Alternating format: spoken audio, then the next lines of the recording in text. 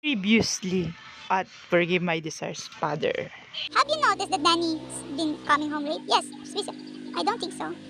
Do you know Seth, that rich and husband guy from her apartment? Yeah, I saw them walking out of the coffee and heading to the bar together. Just the two of them. Isn't that weird? I was somehow used to the pain. More than that, I was used to the violence behavior of my mother. The only wish of my ako, stop screaming.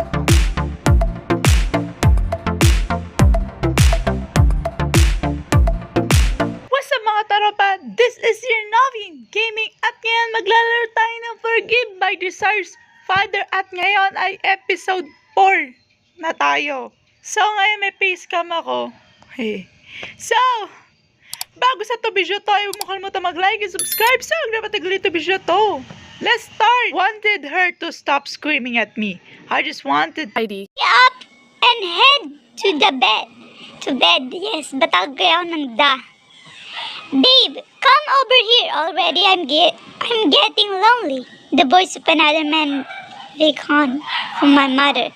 It differed from the person who visited yesterday. Every night, she would bring home a different person to sleep with, even though she had a lover. Naku, You kinda, yung ano mo kinda sasa, yung... So, kung sa unang nang maliit yung cam, siguro dahil zinom ko siya. Pero sana kita nyo naman ako. Yun. Saan nyo na yung background. I couldn't count the number of sins that she committed with my fingers. Oh. That an ugly person. I hate her. Bakit? Charet. Nagtanong pa no? Di ba obvious? Sammy. Hearing my name being called, I woke up. My fiancé was hovering over me with a look of concern on her face. I'm sorry for yelling. Yes. It's alright. I'm feeling slightly better. But I knew that wasn't true because I felt horrible. I felt horrible, especially after dreaming about an event that happened during my childhood. I didn't want to see that demon.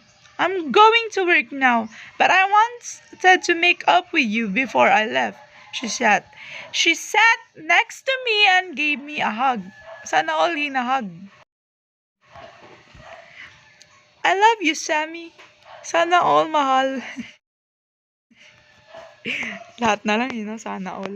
I suddenly froze, not knowing what to respond with. Wait lang nga, bakit walang sound? My eyes.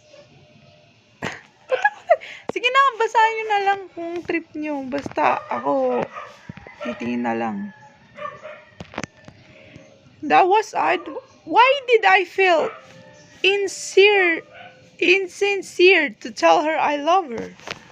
Ewan ko, ba't ako tatanong mo? I am supposed to love her, right? She's my fiancé after all. Yep. Nagana mo na ako ng background. Inusog ko lang yung camera. She flew away from me when she received a message on her phone. Out of the corner of my eye, I saw her texting the rumored coworker of hers. She smiled as she messaged. That's kinda sus. That's kinda sus. But why is she smiling? Does she share her love with him too? Nako po. Then the image of a demon appeared. Yes, Danny was starting to remind me more and more of my mother. I like how my mother betrayed her partner with different people every night. I had suspicion that Danny would follow the same path because of two of them were becoming one. Feeling unsettled, I decided to skip work to visit the church. Gusto mo lang makita si Father eh. He makes me lie down in green pastures. He leads me beside still waters. He restores my soul. He guides me in the right path over His name's sake. Nabubulol ako, Gabi. I was just in time for the sermon. How intoxicating saying his voice was as per usual. Nako, nagkakagusto na siya. His intensing pale lips, my heart dropped when I realized that the sermon had ended. I would no longer be able to hear his voice. Oh, that was so sad. As I watched others casually approach the father, discomfort bubbled within me. Those dirty hands of theirs, tainting the pure angelic aura of my dear priest. Ako, nagsiselos na siya. Nagsiselos na siya. My desire to talk to him grew. I knew I had to talk to him. Pero magtataka siya kung bakit, kung lagi ka pumupunta. Wait, bakit kasi hindi? Yan. I had to. I could no longer ignore my strong desire. Just then, I heard footsteps. I raised my head to see who had approached me, and my face brightened up when I realized who it was. Naku, alam ko na yan. Did you come here alone? Yes. Uy, nagpa-plastered ka! Sige, picturean natin yan. Dapat ma-post ko to. Para thumbnail. The whole scenario was like a dream to me. This was our first time talking face to face, and I knew it would be a cherished memory I would keep for as long as I live. What made the occasion more joyous was the fact that the father was the one who inherited a conversation with me. Pasensyahan niyo na kung may tumatawal na aso. Hindi akin. Wait lang. Picturean ko yan. Do you remember me, Father? Oh, should you be openly for me? Don't you want to keep your privacy? Hindi ko man lang nahiya. Nakakaya ko. Kasi nga, what you do not? Nako, ano to? Nakakaya ko basahin. I'm pleased to hear that I was able to help you. That is all I ever wanted when I accept this duty to bring peace. Kinikilig ako, gagi.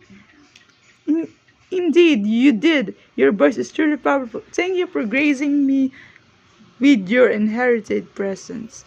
Quite an enduring individual you are. The father covered his mouth with his hand to muffle his laughter. Why was he covering it? I want to hear it.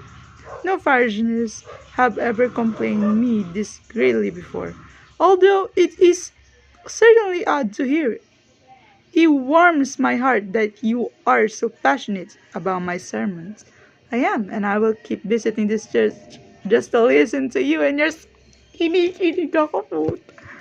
Nothing makes me happier than seeing those in younger's demographic interest in the communion. No? You look fairly young yourself, Father. Alam nyo guys, ganito lang wait lang. Which is most okay, so. Alam nyo guys, ay hindi, wag na lang pala. Sige, wag na lang. Ayoko cheese. Naiya ako. Do I tend to forget my age ever since I became a prince. Priest, hindi prince. Is kinda same kasi.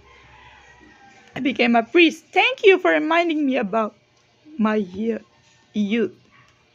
The laughter that came out of his throat caused me to be even more inflated. This time, he didn't try to muffle it. Thankfully, now I get to hear something truly beautiful. It was me who caused him to smile that brightly. It was me. I want to hear what other sound he could make. I want to see more of his expression. This time, for me to be heading to the confessionals. Will you be joining me today? Yes, I would love to. This is the first time I've met someone who's positively enthusiastic about confessing their sins. Usually, one would be wrenched with guilt or anxiety. Tutuwa siya, si Father dito, kasi, bihira kasi yung mga nagsasabi na nag-confess ng sin nila, tapos, ano nga to, yung lake. Basta lalagay ko na lang dyan. Kung hindi ko malagay, okay. So, yung enthusiastic, tas positive, yung iba kinakabahan. Syempre, di ba? Ikaw ba naman di kabahan? That is because your presence alone prevents me from being low spirit. Just being around you removes all my... Bakit ba nagpapakilig ka? It's nice to hear. Pero iba yung nasa isip ko. Is that so? I'm glad I can make you feel at ease. By the way, my name is Samuel. Well then, Samuel, follow me. Hearing my name coming up from his lips gave me immense tremors. Nabubulol ako. I wanted to hear him repeat my name forever. I sat behind the widescreen, and he was already at the other side. Bless me, Father, for I have sinned. I pursed my lips thinking about my argument with Dan last night. Can't confide anything with me. As usual, the father's coming voice sent away. Pressure on my body and I felt less tense. I-auto-play ko na lang ha.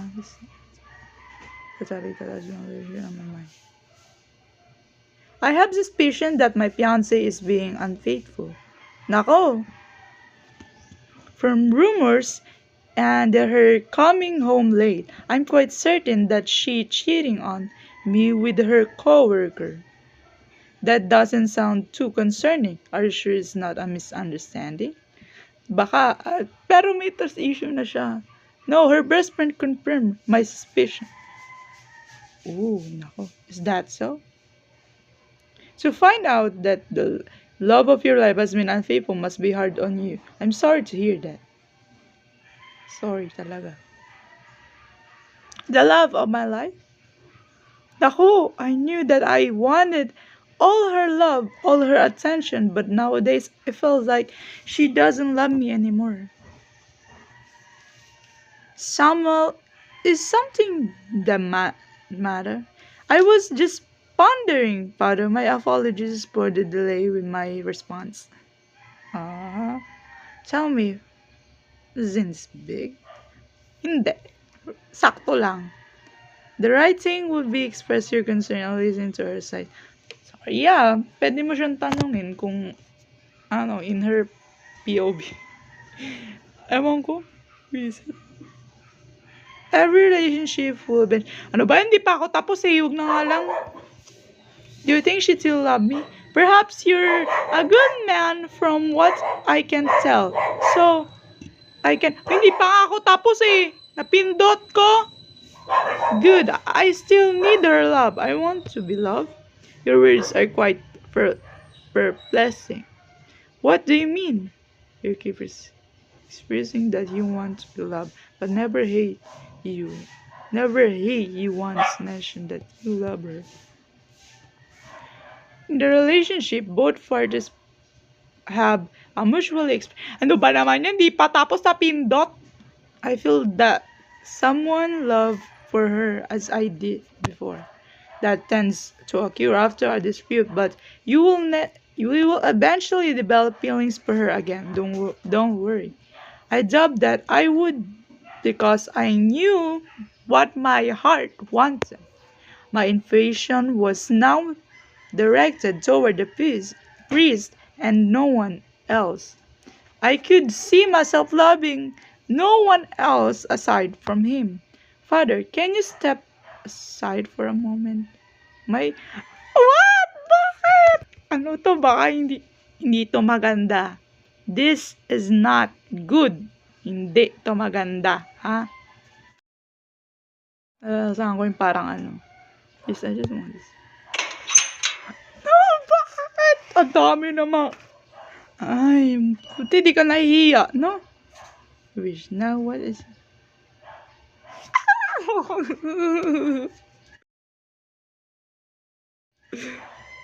No, tingnan nyo guys, Mas talaga balahibo ko. Yan, Nag-ghost bump ako, gagi. Feeling this skins. Bakit? Dami ko. Dapat, ano nga yung ginagawa mo, Samuel? Walang ganyan. Nako, iba na yun. Okay, picturean natin. May nahuli tayo. Ayan. Nahuli tayo. Picturean pa natin. Oh. Pang thumbnail. I wonder how much.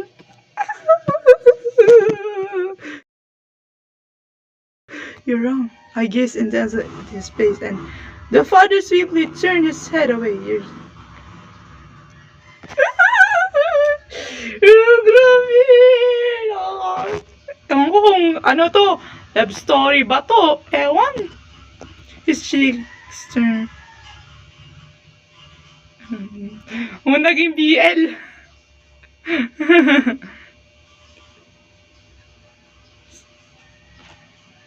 Ever since I committed to my first hug, my apologies for showing you an odd side of me. I should have been more calm and collected. It wasn't odd, I thought, okay, picturean, kinikilig si, kinikilig yung priest, picturean. Laughter escaped from his throat as it echoed throughout the church wall. Beautiful, am I? You surely are well versed at giving compliments. Tell these words to your friends and sure you're quite a sweet talker someone. Does that mean my words made you feel something? Oh no! Walang ganon! Nako, nahimik ka ikaw. Ano ka, tumitiknik ka, Samuel, Even though I want to disagree, I hesitantly not.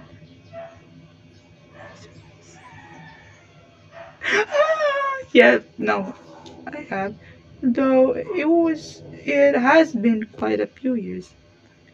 The person had once loved the father, touched him, talked to him, and received. Nagdi-jealous na siya, naiinggit na siya. Dapat siya lang daw, siya lang daw kakausapin, siya lang daw yung hawakan yung kamay. Ewan, anger rose my hand trembled. I was envious of the previous lover. Nako, previous na yon. Naiinggit ka pa? Ha? Paling kita eh. I'm afraid of feeling them. I think dito na natin tatapusin tong episode 4. Yep. So, subscribe ka na. Sige na, babush. Ang haba na